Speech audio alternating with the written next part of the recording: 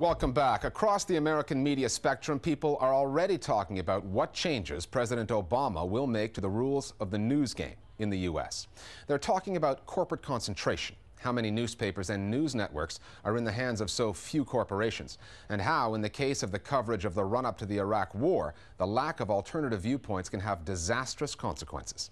The Listening Post's Meenakshi Ravi now on the future of the American media under the Obama administration, what people are talking about versus the changes we can actually expect. The American media landscape is shrinking. 30 years of media consolidation has meant that all too often, the U.S. media speaks in one conservative voice. Most of what Americans watch, see, hear, and read every day has gone from being owned by maybe 50 or 60 companies to just 5 or 6 companies that really dominate. The problem here is the uneven distribution of political viewpoints on the public airwaves here in the United States. We're talking about a situation where a few corporations and individuals hold broadcast licenses, essentially super speech rights, in which they can talk to the whole country at the same time, whereas the other 300 million of us here in the United States are relegated to shouting from the street corner. American media is dominated by the Big Six, behemoth corporations that own over 90% of the country's media outlets. This concentration of ownership began with media deregulation in the Reagan era, was accelerated by the Clinton administration when it rewrote the Telecommunications Act in 1996, and continued with a wave of media mergers in the Bush years. Watchdogs say Americans and the world paid the price for the media consolidation in the run-up to the Iraq War. Few alternative voices were listened to as the U.S. media echoed the government's drumbeat for war. Critics of the current media system say the way to fix it is to bring in legislation that reintroduces limits on media ownership and promotes diversity.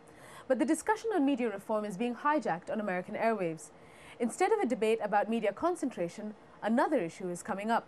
People like Barack Obama say they want to return balance to the American airwaves, just like they did in the good old days of 1949. I believe that's a conveniently worded call for the return of the Fairness Doctrine. The Fairness Doctrine was a broadcast regulation that was abolished under the Reagan administration. Under its guidelines, American broadcasters were required to ensure that opposing views on any controversial topic were given a hearing. Since the beginning of the presidential campaign and right through to the election of Barack Obama, this defunct piece of media legislation has been creating fireworks amongst conservative media.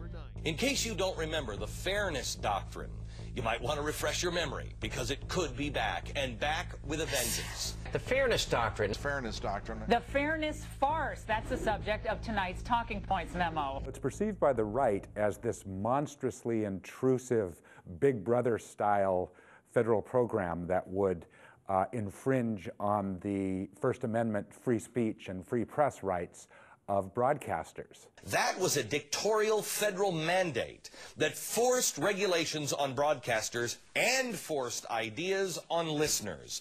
Those most threatened by the possible return of the Fairness Doctrine are right-wing talk radio hosts. But don't look for retractions, folks, not from the anti-war left, the anti-military drive-by media, or the Arabic websites that spread his lies about our troops. Nearly 90% of talk radio in the U.S. is conservative. Am I a racist? Am I also an evil man because I brought up common sense? You're a moron. Hosts like Rush Limbaugh, Michael Savage, and Sean Hannity are widely syndicated in the U.S., and the fear is that the regulatory axe will fall on them. It demands equal treatment for both sides of any controversial topic, but because its minders only consider conservatism controversial, the law's chilling effect is felt in talk radio and nowhere else. Shock jocks are charging that the supposed return of the Fairness Doctrine is aimed at eliminating them, at hushing Rush Limbaugh, for example, and others of their ilk, at literally wiping them off of the face of the public airwaves, if you will. So the right wing sees the supposed return of the Fairness Doctrine very much as an existential threat. But they basically want to pave the way and silence the one avenue where people get alternative information. The reason they're doing this is because it's red meat for the base. It's great for ratings, it's great for raising money through direct mail, But there's really no chance the fairness doctrine is coming back, so there's really all theater to try to give them something to rally around in a year when the election results haven't been so good. We're hearing renewed calls for the anti-free speech bureaucratic nightmare deceptively called the fairness doctrine. The fairness doctrine is not in the Democratic platform.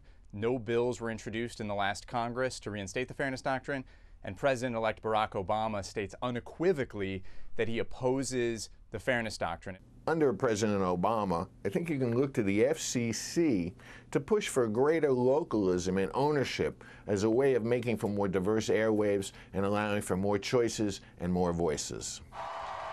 And that is where media watchdogs are hoping to see action. President Obama revealed relatively little about his plans for the media on the campaign trail. However, the little that he said sounded promising. Part of what I want to do is to expand the diversity of voices in media, or have policies that encourage that. I think that's the first step, getting the FCC back to doing its job, which is making sure that stations are serving local communities and not just simply doing everything they can to loosen the rules and allow the same small handful of companies to swallow up more local media outlets. The hopes are big and the obstacles bigger. The media lobby in the US is aggressive and often effective. In 2000, American broadcasters alone spent $32.7 million on lobbying. During the campaign, Obama mastered the art of handling the media and benefited from their enthusiastic coverage. They will be formidable foes should he choose to attempt breaking the grip of the big media corporations. More Global Village Voices now on the future of the U.S. media. I hope that the number one issue that the Obama administration tackles in relation to the media is that of net neutrality. Free speech on the internet in the United States needs to be protected. There are efforts by some large corporations to try to censor free speech on the internet, and I hope that Obama sticks to his previously stated position of supporting net neutrality. Traditionally, the Democrats have been opposed to media consolidation, and they've been very nervous about ownership. I think the reality is, though, that now the United States media needs further consolidation in order to protect it in the coming years, especially given the economic downturn that we're seeing. I think Obama really needs to recognize that media consolidation isn't necessarily something to be afraid of. Finally, with expectations for the new American president riding so high, the human rights organization Amnesty International has come up with a spoof commercial on Barack Obama's first 100 days in office. The idea is to encourage Obama to take action and close Guantanamo Bay. The viral ad features a voiceover by Star Trek's Patrick Stewart, and it's part of a 100-day campaign to get the public to sign an online petition on a checklist of issues the human rights organization wants the new president to tackle. It's getting a ton of web hits, and it's our Internet Video of the Week. We'll see you next time at The Listening Post. Led those who've been told for so long by so many to be cynical and fearful and doubtful about what we can achieve, to put their hands on the arc of history and bend it once more toward the hope of a better day. If you have faith, if you have faith, if you have faith, well, that's all you need. And if you can try,